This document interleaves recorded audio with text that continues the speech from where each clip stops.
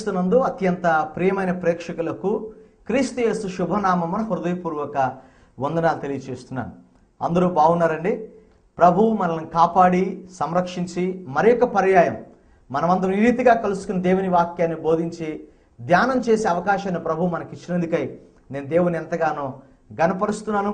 మమ్ములను ఈ కార్యక్రమాన్ని ప్రేమించి ఈ కార్యక్రమం ద్వారా మమ్మల్ని మీ గృహాల్లోనికి ఆహ్వానించినందుకు ప్రత్యేక వందనాలు తెలియజేస్తున్నాను. మీరు చేస్తున్నటువంటి ఫోన్ కాల్స్, పంపిస్తున్న ఈమెయిల్స్, వీటన్నిటిని మేము ఎంతగానో ప్రభువుని స్తుతిస్తున్నాం. చాలామంది యేసు ప్రభు వారు చెప్పినటువంటి ఈ ఉపమానముల యొక్క ధ్యానం మాకెంతగానో ఆశీర్వాదకరంగా ఉంటుంది, మా ఆధ్యాత్మిక జీవితాలను కట్టుకుంటానికి ఉపయోగపడుతుంది, మీ విశ్వాసం ఎదగడానికి ఉపయోగపడుతుందని మీరు చెప్తున్న సాక్ష్యాలను బట్టి మేము దేవుని స్తుతిస్తున్నాం. నేను గత 2 వారాల క్రితం ఈ ధనవంతుని గురించిన ఉపమానం నుంచి చెప్పినప్పుడు ఒక సహోదరుడు నాకు ఉత్తరం రాశారు. ప్రభువుని గణపరిచాం. ఆ బిడ్డను బట్టి మేము దేవునికి స్తుతులు చెల్లిస్తున్నాం. యేసు ప్రభు యొక్క ఉపమానాలు క్రమంగా చెప్తున్నటువంటి ఈ శీర్షికను తప్పక చూడండి, ప్రతి వారం చూడండి. ఇందులో ఉన్నటువంటి సత్యాలను తెలుసుకొని మీ ఆధ్యాత్మిక జీవితాలను కట్టుకోవాలని మీకు మనవి చేస్తున్నాను. చాలామంది ఈ ఉపమానాల గురించిన సీడీలు కావాలని అడుగుతున్నారు. అయితే దాని మీద ఉన్నటువంటి డేట్ కానీ ఆ కోడ్ నెంబర్ కానీ రాయకుండా రాస్తున్నారు. కనుక మీకు ఏ సీడీ పంపించాలో కొద్దిగా అయోమయ పరిస్థితి ఏర్పడుతుంది. కనుక దయచేసి మీరు ప్రసంగాల సీడీ అడిగినప్పుడు ఏ ప్రసంగం కావాలో ఆ డేట్ కనీసం రాయగలిగితే చాలా తేలికగా ఉంటుంది అనే విషయాన్ని మీకు మేము మనవి చేస్తున్నాం. గత 2 వారాలు కొద్ది జాప్యం జరిగిన మాట వాస్తవమే సీడీలు పంపటంలో. దయచేసి మీ యొక్క రిక్వెస్ట్ను సరిగా నెంబర్తో పాటు రాసి పంపిస్తే వెంటనే మీకు పంపించడానికి అవకాశం ఉంటుందని నేను మీకు మనవి చేస్తున్నాను. అలాగే కరస్పాండెన్స్ కోర్సును గురించిన వివరాలు తెలుసుకోవడానికి ఈ స్క్రీన్ మీద ఉన్నటువంటి ఈ నెంబర్కు మాత్రమే చేస్తే మీకు సరైన వివరాలు మీకు దొరుకుతాయనే విషయాన్ని కూడా నేను మీకు తెలియజేస్తున్నాను. దేవుని వాక్యాన్ని విందాం. సిద్ధంగా ఉన్నాం కాదు? దయచేసి బైబిల్ గ్రంథాన్ని లూకా సువార్త 18వ అధ్యాయం వైపుకు మన దృష్టిని మరలించుకుందాం. లూకా సువార్త 18వ అధ్యాయం 9వ వచనం నుంచి 13వ వచనం వరకు ఉన్నటువంటి ఉపమానాన్ని ఈ దినం మీతో ధ్యానం చేయాలని ఆశపడుతున్నాను. అందరూ కూడా బైబిల్ తెరవండి. బైబిల్ చూసి నాతో చదవడానికి ప్రయత్నం చేయండి. దేవుని వాక్యాన్ని కలిసి ధ్యానం చేద్దాం. ఈ ఉపమానాన్ని మీ కొరకు నేను చదువుతున్నాను. తామే నీతిమంతులు అనుకొని తమను నమ్ముకొని ఇతరులను తృణీకరించు కొందరితో ఆయన ఈ ఉపమానము చెప్పాను. ప్రార్థన చేయుటకై 2 మనుషులు దేవాలయమునకు వెళ్ళిరి. వారిలో ఒకడు పరిసయుడు, ఒకడు సుంకరి. పరిసయుడు నిలవబడి, దేవా, నేను చోరులను, అన్యాయస్తులను, వ్యభిచారులైన ఇతర మనుషుల వలనైనను ఈ సుంకరి వలనైనను ఉండనందుకు నీకు కృతజ్ఞతాస్తుతులు చెల్లించుచున్నాను. వారమునకు 2 మార్లు ఉపవాసము చేయుచు నా సంపాదన అంతటిలో 10వ వంతు చెల్లించుచున్నానని తనలో తాను ప్రార్థించుచుండెను. అయితే సుంకరి దూరముగా నిలుచుండి ఆకాశం వైపు కన్నులెత్తుటకైనను ధైర్యము చాలక రొమ్ము కొట్టుకొనుచు, దేవా, పాపినైన నన్ను కరుణించుమని పలికెను. అతని కంటే ఇతడు నీతిమంతుడిగా తీర్చబడి తన ఇంటికి వెళ్ళనని మీతో చెప్పుచున్నానని.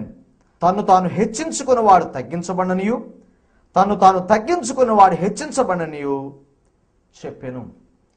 ఈ ఉపమానము చెప్పిన సందర్భాన్ని మనం చూసినట్లయితే ప్రభు అయిన యేసుక్రీస్తు రాకడను గురించి, ఈ చివరి దినాలు ఎలా ఉంటేనే యేసు ప్రభు చెబుతూ ఉన్నప్పుడు వారు ఇలాంటి పరిస్థితుల మధ్య ఎలా ఉంటే మనం తప్పించుకుంటామో యేసు ప్రభు చెప్తూ వస్తున్నాడు. ఆ సందర్భంలో 18వ అధ్యాయంలో విసుగక ప్రార్థన చేయండి అనే ఉపమానాన్ని చెప్పి వెంటనే మరొక ఉపమానం ప్రార్థన గురించి యేసు ప్రభు చెప్పాడు. కారణం ఏంటంటే ఈ పై ఉపమానంలో ఎలా ప్రార్థన చేయాలి, ఎందుకు ప్రార్థన చేయాలి అనే దాని గురించి యేసు ప్రభు మాట్లాడాడు. ఈ 2వ ఉపమానంలో మనం ఇక్కడ చూసినట్లయితే ఈ ఉపమానంలో ప్రార్థించే వారి యొక్క స్వభావాలు ఎలా ఉండాలి అనే యేసు ప్రభు ఉపమానాన్ని చెప్తున్నాడు.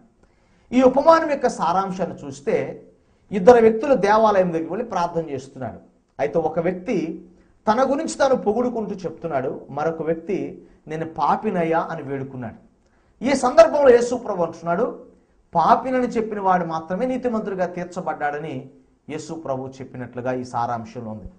ఇందులో నుంచి 2 ప్రాముఖ్యమైన వర్తమానాలు మీతో పంచుకోవాలని ఆశపడుతున్నాను. మొదటిది అంగీకరించబడని ప్రార్థన, రెండవది అంగీకరించబడిన ప్రార్థన. ఈ ఉపమానపు వెలుగులో యేసు ప్రభు చెప్పడానికి ప్రయత్నం చేసింది ఏంటంటే అక్కడ ఏ ప్రార్థన దేవుని చేత అంగీకరించబడుతుంది, ఏ ప్రార్థన దేవుని చేత తృణీకరించబడుతుంది. వాస్తవానికి చెప్పాలంటే దేవుడు ఎవరి ప్రార్థన తృణీకరించాలని ఇష్టపడడు. కానీ మనము చేసేటటువంటి ప్రార్థన కన్నా మనం ఏ స్వభావంతో ప్రార్థన చేస్తున్నామో దేవుడు లెక్కిస్తాడు. మనం ఎంతసేపు ప్రార్థన చేశామా, ఎలాగూ ప్రార్థన చేసామనేది కాదు, కానీ ఏ స్వభావంతో ప్రార్థన చేస్తున్నాం అనేది ప్రభు చూస్తున్నాడు. నా హృదయములో పాపమును లక్ష్యము చేసిన యెడల ప్రభువు నా మనవి వినకపోవును గాక అంటున్నాడు. ప్రభువు ప్రార్థన వినకపోవడానికి కారణం మన మధ్యనే ఉన్నది తప్ప దేవుని దగ్గర పొరపాటు లేదు అనే విషయాన్ని ఈ సందర్భంలో మీకు చాలా స్పష్టంగా తెలియచేయడానికి ఇష్టపడుతున్నాను. మొదటిదిగా అంగీకరించబడని ప్రార్థన గురించి నేను మాట్లాడాలని ఆశపడుతున్నాను. ఎందుకంటే చాలామంది చెప్తుంటారు, అన్న నేను చాలా రోజులుగా ప్రార్థన చేస్తున్నాను, ప్రభు నాకు జవాబు ఇవ్వలేదు. నేను చాలా నెలలుగా ఉపవాసం ఉండి ప్రార్థన చేస్తున్నాను, నా కోరికలు తీర్చబడలేదు. చాలామంది చెప్తూ ఉంటారు, ఇలాంటి ప్రార్థనా అవసరాలు వస్తూ ఉంటాయి. ప్రార్థన అంగీకరించబడకపోవడం గల కారణం ఏమిటి అని మనం ఆలోచన చేసినట్లయితే ఇక్కడ ఒక పరిసయ్యుని యేసు ప్రభు ఒక ఉదాహరణగా చెప్పాడు. ఎందుకు ఈ పరిసయ్యుని యొక్క ప్రార్థన అంగీకరించబడలేదు, ఇది తెలుసుకోవటం ద్వారా మన ప్రార్థనలు ఎందుకు ఆలకించబడవో, ఏ లక్షణాలతో ప్రార్థన చేస్తే ప్రార్థన అంగీకరించబడదో నేను మీకు తెలియజేయాలని ఆశపడుతున్నాను. అదే సమయంలో ఏ స్వభావాన్ని కలిగి మనం ప్రార్థన చేస్తే ప్రభు అంగీకరిస్తాడో కూడా మీతో చెప్పాలని ఆశపడుతున్నాను. ఈ పరిసయ్యుని యొక్క ప్రార్థన అంగీకరించబడకపోవడం గల కారణాల్లో మొదటిది ఏం తెలుసా? స్వనీతి. ఇక్కడ చూసినట్లయితే యేసు ప్రభు చెప్తున్నాడు, ఇక్కడ తామే నీతిమంతులమని తెలియచేయుటకు ఒక వ్యక్తి ప్రార్థన చేస్తున్నాడు. స్వనీతి పరుల యొక్క ప్రార్థన దేవుడు ఆలకించడు. స్వనీతికి ఉన్న లక్షణం ఏంటంటే తాము చేసే ప్రతీది కూడా కరెక్ట్ అనుకునేటువంటి స్వభావం గలవారు, తాము చేసేదే నీతి అనుకునేటటువంటి వారు, తాము చేసేటువంటి పనులకు నీతిని ఆపాదించుకునేటటువంటి వారు, వారు చేసే క్రియలకు భక్తిని అంటించుకునేటటువంటి వారే తప్ప వారు భక్తి గలవారు కాదు. స్వనీతిని గురించి దేవుని వాక్యం ఏం చెప్తుంది తెలుసా? మనుషుని యొక్క నీతి మురికి గుడ్డతో సమానం అన్నాడు. దేవుని వాక్యంలో మరొక చాటు రాయబడి ఉంది, మనుషుని యొక్క నీతి దేవుని చిత్తాన్ని నెరవేర్చదు. దేవుని యొక్క నీతిని మనం కలిగి ఉండాలి తప్ప స్వనీతిని మనం కలిగి ఉన్న వారంగా కాదు. ఈ వ్యక్తి స్వనీతిపరుడుగా ఉన్నాడు. స్వనీతిపరుడుకున్న లక్షణం ఏమిటంటే తనకు లేనటువంటి మంచిని తనకు తాను ఆపాదించుకుంటూ ఉన్నట్లుగా మనం ఇక్కడ చూస్తూ ఉన్నాం. ప్రభునందు ప్రియ దేవుని ద్వారా ఇక్కడ వ్యక్తి అంటున్నాడు, ఇక్కడ నేను దొంగని కాదు, నేను వ్యభిచారిని అనగా ఒక మాటలో చెప్పాలంటే నేను పాపిని కాదు అంటున్నాడు. బైబిల్ గ్రంథం ఏం చెప్తుంది? యోహాను రాసిన పత్రికలో ఏమంటాడు? ఎవడైనాను పాపము లేదు అని కనుక వాడు అన్నట్లయితే వాడు అబద్ధికుడు అని రాసిన వాక్యంలో. అబద్ధికుడైనటువంటి వ్యక్తి నీతిపరుడు ఎలా మారుతాడు? నీతిపరుడుగా ఉండలేడు. కనుక నీతి లేక అబద్ధమైనటువంటి ఆలోచనలతో నేను పాపిని కాదు అని దేవునికే చెప్పగలిగినటువంటి స్థితిలోనికి ఉన్నటువంటి వ్యక్తి జీవితంలో స్వనీతి మిగిలిపోతుంది. స్వనీతి ఏ వ్యక్తికి ప్రార్థన కూడా దేవుని దగ్గరికి చేరనివ్వదు.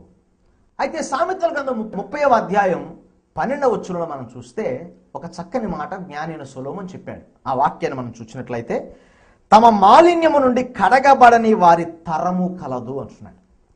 కొంతమంది ఆ మాట వాస్తవానికి వస్తే ప్రస్తుతం ఉన్న సమాజం ఎలా ఉందంటే తమకున్నటువంటి అతిక్రమము నుంచి శుభ్రపరచుకునేటటువంటి తత్వము లేక తమకున్నటువంటి అపరిశుద్ధతే ఆ పాపమే నీతి అనుకుని బ్రతికేటటువంటి తరము ఇప్పుడు ఉన్నటువంటి తరం. అయితే దేవుని వాక్యం చెప్తుంది అలాంటి స్వనీతి పరుల యొక్క ప్రార్థన దేవుడు ఆలకించడు, అంగీకరించడు. ప్రియ దేవుని బిడ్డలారా, ఒకవేళ నువ్వు స్వనీతితో ప్రార్థన చేస్తే దాన్ని విడిచిపెట్టాలని నేను మీకు జ్ఞాపకం చేస్తున్నాను. రెండవదిగా మనం చూసినట్లయితే ఈ వ్యక్తి ప్రార్థన అంగీకరించబడకపోవడం గల కారణము ఇతని యొక్క భక్తి ఆచార సంబంధమైనటువంటిది. చూడండి 12-13 వచనాలు చూస్తే ఇక్కడ అంటున్నాడు, వారమునకు 2 మార్లు ఉపవాసము చేయుచు నా సంపాదన అంతటిలో 10వ వంతు చెల్లించుచున్నానని చెప్పాను. ప్రభునందు ప్రియ దేవుని బిడ్డలారా, ఈ వ్యక్తి ప్రార్థన చేస్తున్నాడు, ఈ వ్యక్తి మందిరానికి వెళుతున్నాడు, ఈ వ్యక్తి ఉపవాసం ఉండి ప్రార్థన చేస్తున్నాడు, ఈ వ్యక్తి దశమ భాగాలు చెల్లిస్తూ ఉన్నాడు. అయితే దేవుని వాక్యం చెప్తే తన ప్రార్థన అంగీకరించబడలేదు అంటున్నాడు. కారణం ఏంటి? చాలామంది మొక్కుబడి ప్రార్థనలు చేస్తుంటారు, అనగా ఆచార సంబంధమైనది. మందిరానికి వెళుతాం, దేనికి వెళ్తాం? ఆరాధించడానికి వెళ్ళం, అలవాటుగా వెళుతుంటాం, ప్రతి ఆదివారం వెళ్ళాలి కాబట్టి వెళ్తాం. ఆచార సంబంధమైనటువంటి భక్తి. కొంతమంది ఇళ్లలో కృతజ్ఞతా కూడికలు పెట్టుకుంటారు సంవత్సరానికి ఒక్కసారి. ఎందుకంటే సంవత్సరం అంతా కాపాడి ఒకసారి పెట్టుకుంటే సరిపోతుంది అనుకుంటారు. ఒక అలవాటు, ఒక ఆచారం. ప్రియ దేవుని బిడ్డలారా, దేవునికి కృతజ్ఞతాస్తులు చెల్లించేది సంవత్సరానికి ఒక్కసారి కాదండి, అనుదినము దేవునికి కృతజ్ఞతాస్తులు చెల్లించాలి. ఆరాధించడం అనేది దేవుని యొక్క మందిరానికి వెళ్ళి ఆదివారం మాత్రమే ఆరాధించడం కాదు. దేవుణ్ణి ఆరాధించేవాడు ఆత్మతోను సత్యముతోను ప్రతి దినము ప్రతి క్షణము ప్రభువుని ఆరాధించే వ్యక్తిగా ఉండాలి. నీ జీవితంలో ఆరాధన భక్తి ఆచారంగా మిగిలిపోతే నీ ప్రార్థన అంగీకరించదు. వారిని దేవుని వాక్యములో ఏదైతే చెప్పబడుతుందో దాన్ని ఆచరించి ప్రార్థన చేస్తే ఆచరించే వాని యొక్క ప్రార్థన దేవుడు అంగీకరిస్తాడు. చాలామంది ప్రార్థన అంగీకరించబడకపోవడం గల కారణము వారి భక్తి ఆచారంగా మిగిలిపోతుంది తప్ప ఆచరణగా ఉండట్లేదనేది ఈ సందర్భంగా ప్రభు పేరిట నేను మీకు జ్ఞాపకం చేస్తున్నాను. మూడవదిగా మనం చూసినట్లయితే ఈ వ్యక్తి ప్రార్థన అంగీకరించబడకపోవడం గల కారణము తనను తాను హెచ్చించుకుంటూ ఉన్నాడు. ప్రభునందు ప్రియ దేవుని బిడ్డలారా, దేవుని వాక్యంలో చాలా స్పష్టంగా అనేక ఉదాహరణలు మనం చూస్తాం. కానీ ఒక ఆశ్చర్యకరమైన విషయం ఏంటంటే, ప్రార్థన చేసేటప్పుడు ఏ వ్యక్తి అయినా సరే అతనికి దీన మనస్సు రావాలి. ప్రార్థించే ఏ వ్యక్తి అయినా సరే అతని యొక్క స్వభావం మారాలి. యేసు ప్రభు ప్రార్థన చేసి రూపాంతర కొండ మీద క్రిందకు వచ్చినప్పుడు శిష్యులు ఆయన చూసి ఆశ్చర్యపోయారు. ఎందుకంటే ఆయన ముఖరూపము మారెను అని దేవుని వాక్యం రాయబడింది. ప్రార్థించేవారు చాలా స్పష్టంగా కనిపిస్తారు. ప్రార్థనా జీవితం కలిగిన వారు దాన్ని అనుసరించే వారి జీవితాలు వేరేగా కనిపిస్తూ ఉంటాయి. ప్రభునందు ప్రియ దేవుని బిడ్డలారా, ఈ వాక్యంలో మనం చూస్తే ఇక్కడ ఆత్మీయ గర్వము అనే మాట కూడా మనం ఉపయోగించుకోవచ్చు. చాలామందికి ప్రార్థించే వారికి, దేవుని సన్నిధిలో భక్తి చేసే వాళ్ళకి చాలా ఆత్మ సంబంధమైన గర్వం ఉంటుంది. నేనే ప్రార్థనాపరులను, ఇతరులందరూ పాపులు అనేటటువంటి స్వభావాన్ని కలిగిన వారిగా ఉంటారు. తమను తాము హెచ్చించుకుంటూ ఉంటారు. బైబిల్ గ్రంథంలో మనం చూస్తున్నాం, తమను తాము హెచ్చించుకున్నటువంటి వారి జీవితాలు ఎంత పతనావస్థకు వచ్చేసాయో. లూసిఫర్ అనుకుంది, దేవుని సింహాసనం కంటే నేను ఎక్కువగా ఉండాలనుకున్న లూసిఫర్ పతనం చూచింది. దేవుని ఆలోచనకు మించి నా ఆలోచన ఉండాలని కోరుకునే నిమ్రోదు పతనం అయిపోయాడు. దేవుని కంటే గొప్పవాడిగా ఉండాలి, నేను ఆరాధించవాలని కోరుకునేటువంటి నెబుకద్నెజరు పతనం అయిపోయాడు. గర్వము నాశనానికి నడుపుతుంది. ఈ యొక్క వ్యక్తి తనను తాను హెచ్చించుకుంటున్నాడు. దేవుని సన్నిధిలో ప్రార్థిస్తూ కూడా దేవునికి కూడా లోబడకుండా, దేవునికే తన నిజస్థితి తెలియదనుకుని దేవుని ఎదుట తన యొక్క నిజస్థితిని కప్పుకోవడానికి ప్రయత్నం చేశాడు. తనను తాను హెచ్చించుకుంటున్న కారణాన్ని బట్టి ఆ వ్యక్తి ప్రార్థన దేవుడు అంగీకరించలేదు అని ఈ సందర్భంలో ప్రభు పేరిట నేను మీకు మనవి చేస్తున్నాను. ప్రియ దేవుని బిడ్డలారా, ఇక్కడ మనం 3 ప్రాముఖ్యమైన లక్షణాలు చూసాం. అంగీకరించబడని ప్రార్థన గురించి 3 విషయాలు చెప్పాను. మొదటిది, తన స్వనీతిని బట్టి అతని ప్రార్థన అంగీకరించబడలేదు. రెండవదిగా, తన ఆచార సంబంధమైన భక్తిని బట్టి అతని ప్రార్థన అంగీకరించబడలేదు.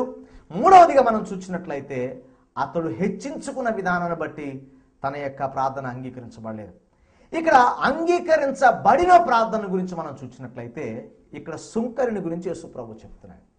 ఈ సుంకరి ప్రార్థన చూస్తే చాలా ఆశ్చర్యకరమైనటువంటి సందర్భాలు మనం ఇక్కడ చూడగలుగుతాం. ప్రార్థన అంటే ఏమిటంటే దేవుణ్ణి అడగటమే ప్రార్థన. ఒక వ్యక్తిని ఏదైనా అడుగుతున్నప్పుడు మన అర్హత చూపించి అడుగుతాం.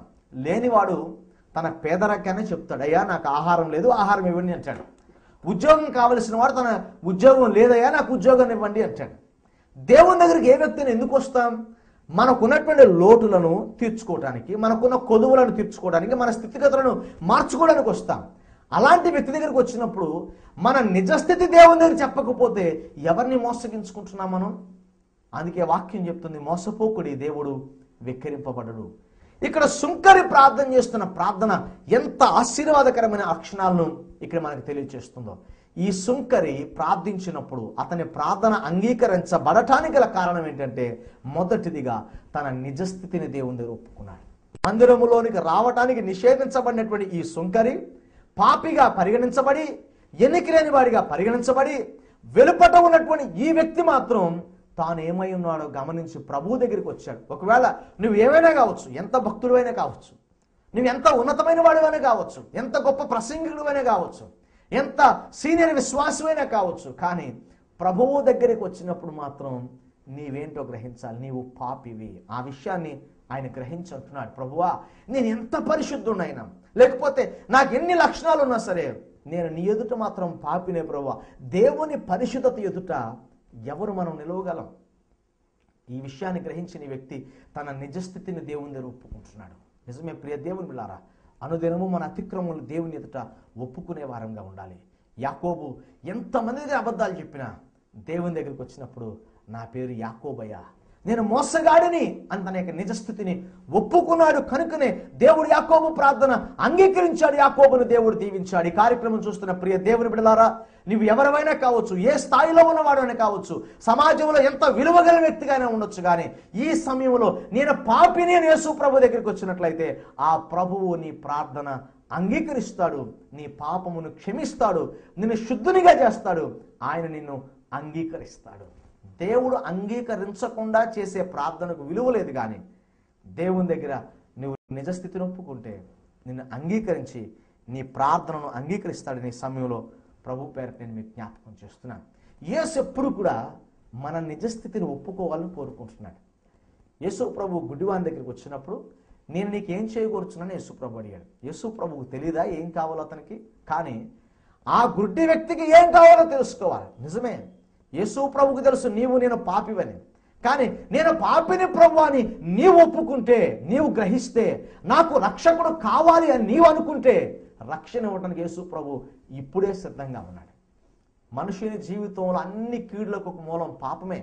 ఆ పాపం వల్లే అశాంతి, ఆ పాపం వల్లే నెమ్మది లేకపోవటం, ఆ పాపం వల్లే కుటుంబాల కలహాలు, ఆ పాపం వల్లే జీవితంలో శ్రమలు. పొద్దున్న పేపర్ చూడండి, టెలివిజన్ చూడండి, తల్లిని కుమారులు చంపడం, కుమారులు తల్లిని చంపడం, భర్తను భార్యను చంపటం, ఇవన్నీ కూడా పాపము ద్వారా వస్తున్నాయి.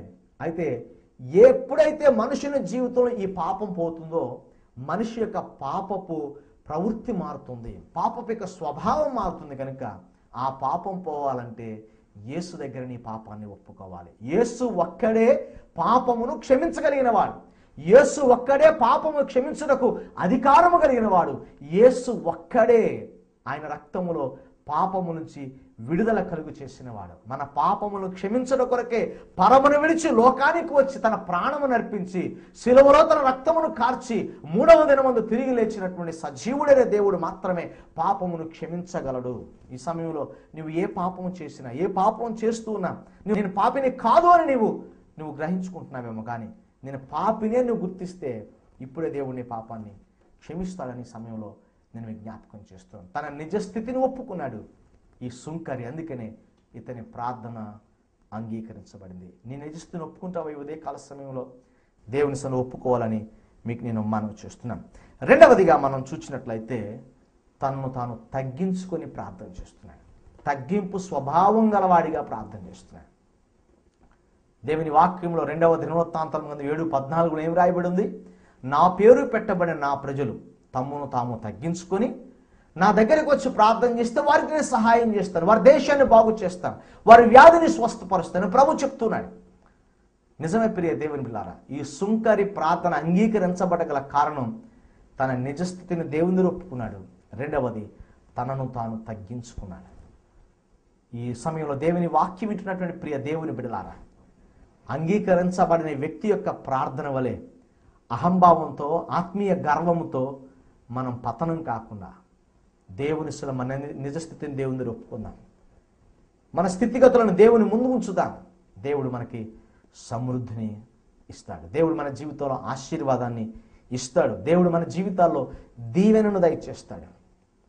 ఈ వాక్యం వింటున్న ప్రియ దేవుని బిడ్డలారా, నీ జీవితంలో తగ్గింపు స్వభావం నీకు ఉన్నదా అని దేవుని యొక్క వాక్యం ప్రశ్నిస్తుంది. నిన్ను నీవు తగ్గించుకోవాలి. దేవుని ఎదుట మనం ఎంత గొప్పవారైనా సరే దేవుని కంటే గొప్పవారం కాదు. దేవుణ్ణి మించి ఏ వ్యక్తి కూడా లేడు, ఉండడు. దేవుని కంటే మనం శక్తి గలవారము కాము. ఆయన సమర్థతను ఎరిగి, ఆయన సామర్థ్యమును గ్రహించి ఆయన దగ్గరికి వచ్చి, తండ్రి నాకు ఇది కావాలి, నేను ఇది ప్రభు అని దేవుని సన్నిధిలో చెప్పగలిగితే నీ నిజస్థితిని ఒప్పుకున్న నీ జీవితాల్లో నీ తగ్గింపును చూచిన దేవుడు ఎందరు తమ్మును తాము తగ్గించుకుంటారో వారిని దేవుడు హెచ్చిస్తాడు అనే సమయంలో ప్రభు పేరట నేను మీకు జ్ఞాపకం చేస్తున్నాను. మనం తగ్గించుకోవడానికి మాదిరి యేసు ప్రభు చెప్పటం మాత్రమే కాదు, ఆయన చూపించాడు. ఈ ఉపమానంలో నువ్వు తగ్గించుకో అని చెప్పినటువంటి యేసు ప్రభువే ఎలా తగ్గించుకోవాలో కూడా ఆయనే చెప్పాడు. ఒక వ్యక్తి ఆయన మీద ఉమ్ము వేసినప్పుడు ఆయన తిరగబడలేదు. ఆయన వస్త్రాల గురించి చీట్లు వేసుకున్నప్పుడు ఆయన తిరగబడలేదు. ఆయన పక్కలో బళ్ళెము పొడుస్తూ ఉంటే ఆయన తిరగబడలేదు.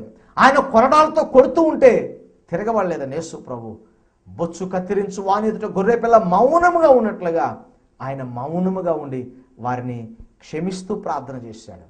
తనను తాను తగ్గించుకున్నాడు. ప్రభునందు ప్రియ దేవుని బిడ్డలారా, అట్టి స్వభావం నీ జీవితంలో ఉంటే నీ ప్రార్థన కూడా అంగీకరించబడుతుంది. ఎవరి ప్రార్థన దేవుని చేత అంగీకరించబడుతుందో వారి కొదువులు తీరుతాయి, వారి సమస్యలు తీరుతాయి, వారి వ్యాధులు స్వస్థపరచబడతాయి, వారి జీవితాలు రూపాంతరం చెందుతాయని ఈ సమయంలో ప్రభు పేరిట నేను మీ జ్ఞాపకం చేస్తున్నాను. మీ సమస్య పోవాలనుకుంటున్నారా? మీ వ్యాధి తగ్గాలనుకుంటున్నారా?